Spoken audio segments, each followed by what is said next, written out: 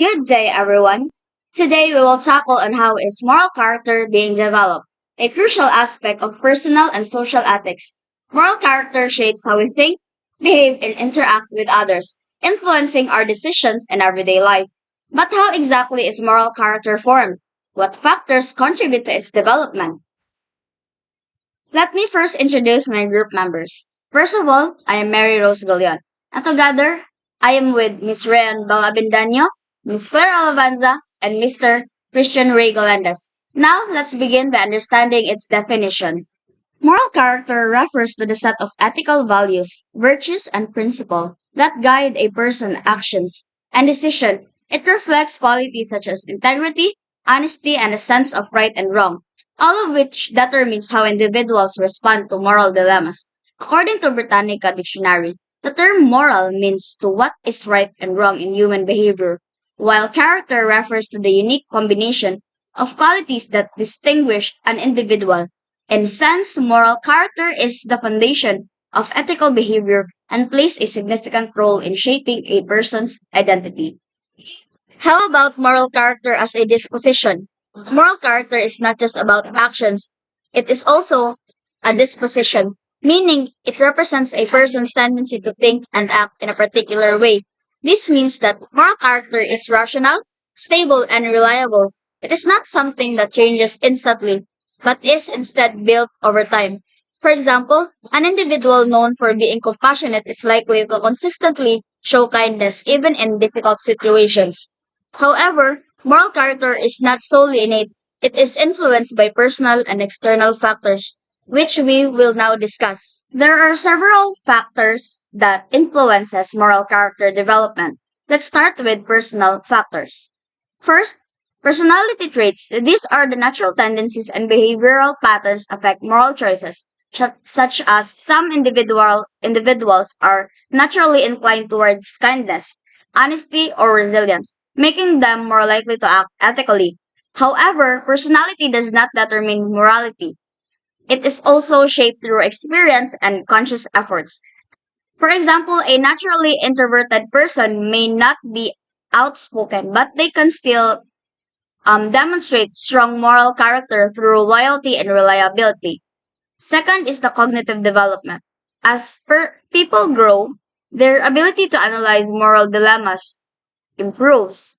A child might follow rules to avoid punishment, whereas an adult considers justice and fairness when making decisions.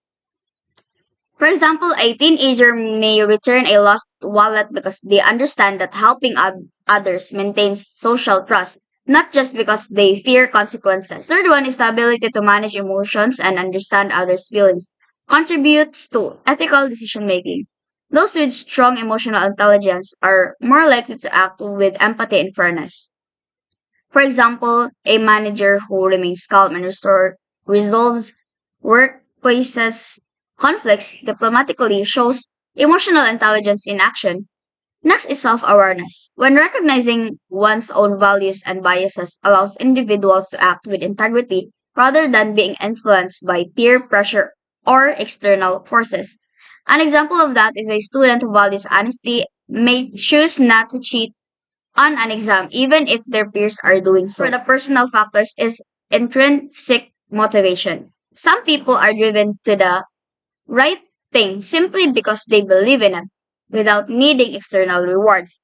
A perfect example is when a volunteer is helping the less fortunate without expecting recognition, demonstrate intrinsic moral motivation. So, another factor that influences moral character development is family and upbringing. So, first one is that family is the first teacher. So, the family is where moral development begins.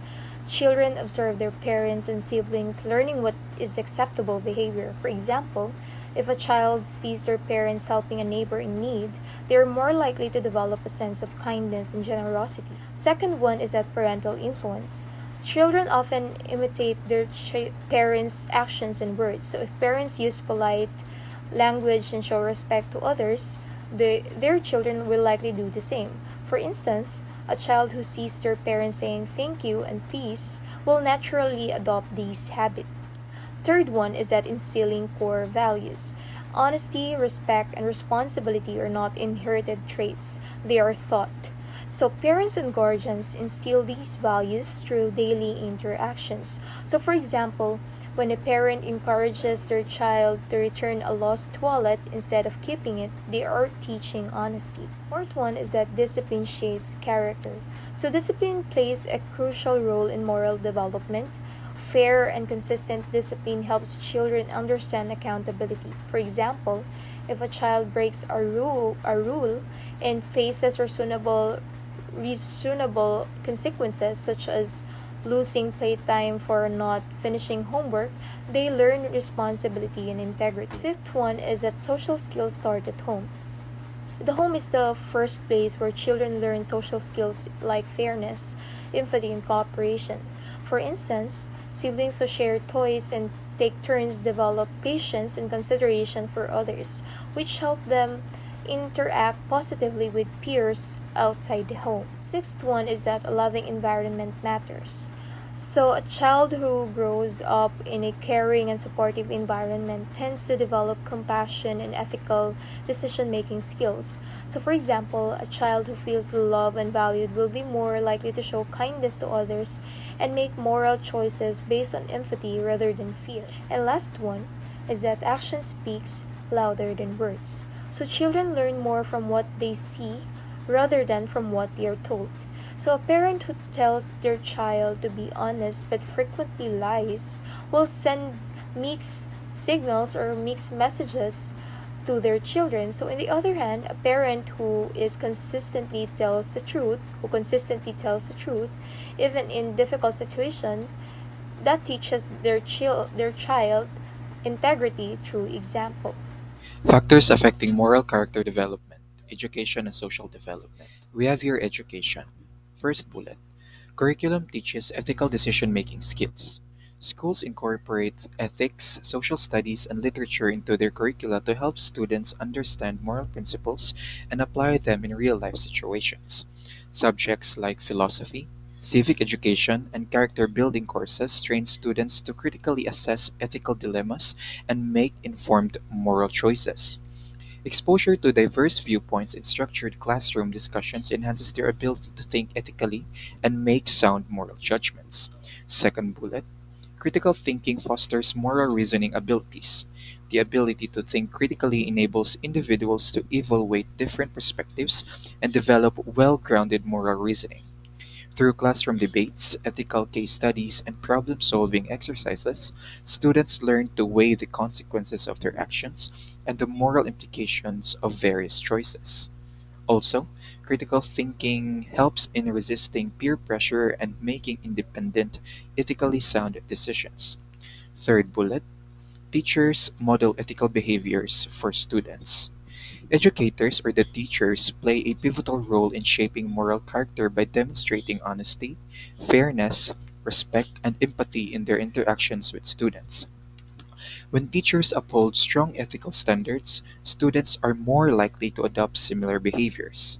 Beyond formal instructions, teachers influence moral development through disciplinary approaches, classroom culture, and their response to ethical issues with school settings. Second slide, social development or social environment. The first bullet states family instills foundational moral values early. Parents and guardians are the first moral educators of children, teaching them fundamental virtues such as honesty, kindness, and respect. Early childhood interactions, including discipline strategies, role modeling, and moral storytelling, shape a child's understanding of right and wrong. Families also introduce religious and cultural values that contribute to an individual's long term ethical framework. The second bullet states peers influence moral norms and behaviors. Friendships and peer groups significantly affect moral character development, as individuals often conform to group norms. Positive influences encourages ethical behavior, cooperation, and social responsibility, while negative influences may lead to moral compromises such as dishonesty or aggression. The for social acceptance can reinforce or challenge an individual's pre existing moral beliefs. For the third bullet, cultural context shapes moral understanding deeply. Cultural background determines what is considered morally acceptable or unacceptable in society. Different cultures emphasize varying moral priorities, such as individual rights, community welfare, or spiritual obligations.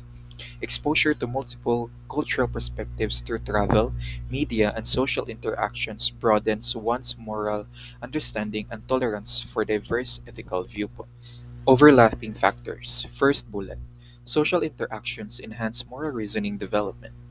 Engaging in discussions with family, teachers, and peers helps individuals refine their moral reasoning. By encountering diverse perspectives in social settings, individuals learn to justify their moral beliefs, challenge unethical behaviors, and develop empathy. Moral development is strengthened when individuals participate in collaborative decision making and conflict resolution. For the second bullet, educational settings provide diverse social experiences. Schools act as microcosms of society where students interact with individuals from different backgrounds. This diversity fosters moral growth by exposing students to ethical dilemmas, cultural differences, and varying social expectations. Classroom debates, group projects, and extracurricular activities provide opportunities for students to practice fairness, leadership, and ethical responsibility. And for the third bullet, we have here community service integrates learning with ethical action.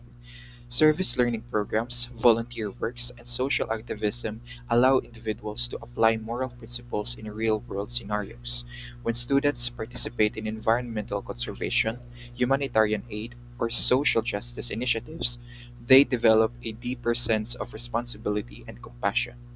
These experiences reinforce the connection between moral values and tangible societal contributions. This time around, let's explore how life experiences and moral dilemmas influence the moral character development of a person. So, life experiences and moral dilemmas play a crucial role in shaping moral character development. They provide real world contexts where individuals must navigate ethical decisions, confront their values, and refine their moral compass. So, first, let's look at life experiences as a factor. So, life experiences, both personal and social, shape moral character by exposing individuals to different perspectives, challenges, and consequences of their actions. These experiences include upbringing and family influence. Early childhood interactions with caregivers instill foundational values such as honesty, kindness, and fairness. Example, a child who grows up in a household that values honesty learns early on that telling the truth is essential, even when it is difficult. Another example would be a parent encouraging their child to admit to breaking a vase rather than lying to avoid punishment. Next is educational and cultural exposure. Schooling, literature, and cultural diversity introduce individuals to different ethical frameworks and moral reasoning. Example, a student studying history learns about the injustices of past societies, inspiring them to advocate for human rights and equality in their own life, despite not being there themselves or not being present or not being the direct victims of those injustices. So, next is social relationships. Friendships, romantic relationships, and workplace dynamics test integrity, empathy, and trust within a person. Example, a friend who is always reliable and supportive teaches someone that the importance of loyalty and trust in friendships, reinforcing their own values. Next, people who have experienced hardships and adversity, or such as facing struggles like failure, loss, or injustice, can foster resilience, compassion, and ethical responsibility. Example, a person who has faced poverty and struggled to make ends meet may develop deep empathy for others in a similar situations, motivating them to help those in need. Another example would be people who grew up in success and power, experiencing authority or privilege can either reinforce humility and responsibility or breed arrogance and corruption. Example, a manager who receives a promotion must decide whether to use their authority to support their team or prioritize personal gain. If they choose to uplift their employees, they reinforce their sense of fairness and responsibility. Next, let's look at moral dilemmas as a factor. So, moral dilemmas force individuals to make difficult choices, often requiring them to weigh conflicting values. So, these situations refine moral character by challenging pre existing beliefs and encouraging ethical growth. First is personal ethical conflicts. So, These scenarios requires choosing between self-interest and moral responsibility. Example, a student finds a wallet full of cash in the street. They must decide whether to keep it for themselves or try to return it to the owner. So choosing honesty or returning the wallet would strengthen their moral integrity. Next, social justice issues. So facing systemic injustices can prompt individuals to develop a stronger sense of fairness and advocacy. Example, a bystander witnesses a discrimination at work but risks losing their job if they speak up. So their decision will impact their sense of moral judgment, moral courage or justice. Next is professional ethics. So decisions involving workplace ethics, such as whistleblowing or fair treatment of employees. So these challenges or dilemmas test one's integrity and values. Example, a doctor working in an underfunded hospital has limited resources and must decide which patient gets treatment first. These challenges their sense of fairness and duty. Next is the moral gray area. So in these situations, there are no choice that is entirely right or wrong. So they push individuals to develop nuanced moral reasoning. Example is a journalist uncovering a story that exposes corruption, but exposing the story would risk harming innocent people in the process. They must weigh the public's right to know against potential consequences. Now let us discuss the interaction between the two, or between life experiences and moral dilemmas. So life experiences shape how individuals respond to moral dilemmas, while dilemmas refine moral character by deepening ethical understanding. Over time, exposure to both fosters maturity, empathy, and moral consistency. How about you? Would you say your moral character has been shaped more by life experiences or specific moral dilemmas? Now let us go and explore the key concepts of Confucianism or Confucian tradition. So, Confucian philosophy offers a profound framework for understanding moral character development, emphasizing virtues and ethical relationships that contribute to personal growth and societal harmony. Building upon our previous discussion, here are additional key concepts central to Confucian thought. First key concept in Confucianism would be Shin, or the trustworthiness and faithfulness. Shin signifies sincerity and reliability in one's actions and words. It is considered foundational for cultivating other virtues as it ensures consistency and honesty in interpersonal relationships. Trustworthiness fosters mutual respect and is essential for maintaining social bonds. Next key concepts would be the five constant virtues or wucha. Confucianism identifies five cardinal virtues that are essential for moral character development. First is Ren, or benevolence. It is the quality of compassion and empathy towards others. Next is Yi, or righteousness. It is the upholding of justice and moral integrity. Next is Li, or propriety, which is the adherence to rituals and proper conduct. Next is Ji, or wisdom. It is the ability to make sound and moral judgments. Lastly, and was mentioned before, is Shin, or the trustworthiness. It is being sincere and faithful in one's dealings. So these five cardinal virtues serve as guiding principles for for individuals striving to cultivate moral excellence. The next key concept we will be talking about would be the three fundamental bonds. So Confucianism emphasizes three primary relationships that structure a society. First is the ruler and subject. So this relationship is the bond of governance and loyalty. Next is the father and son, which is the bond of parental guidance and filial piety. Lastly, the husband and wife, which is the bond symbolizing the marital harmony and mutual respect. So these bonds underscore the importance of hierarchical relationships and the responsibilities inherent within them, promoting social stability and moral development. The last key concept we'll be talking about would be the classic of filial piety or Shaojing. This ancient Confucian text elaborates on the virtue of filial piety or Shao, which entails respect and devotion to one's parents and ancestors. The text argues that filial piety is foundational for a harmonious society as it cultivates virtues that extend to broader social relationships. And by integrating these concepts, such as the trustworthiness or Shin, the five constant virtues, and the three fundamental bonds, and filial piety, Confucianism provides a comprehensive approach to moral character development, emphasizing the cultivation of personal virtues and the importance of ethical relationships in achieving societal harmony. Philosophical views on moral character. Aristotle and virtue ethics. First bullet. Virtue ethics emphasizes character over specific actions. Aristotle's virtue ethics focuses on the moral character of an individual rather than the morality of the isolated actions.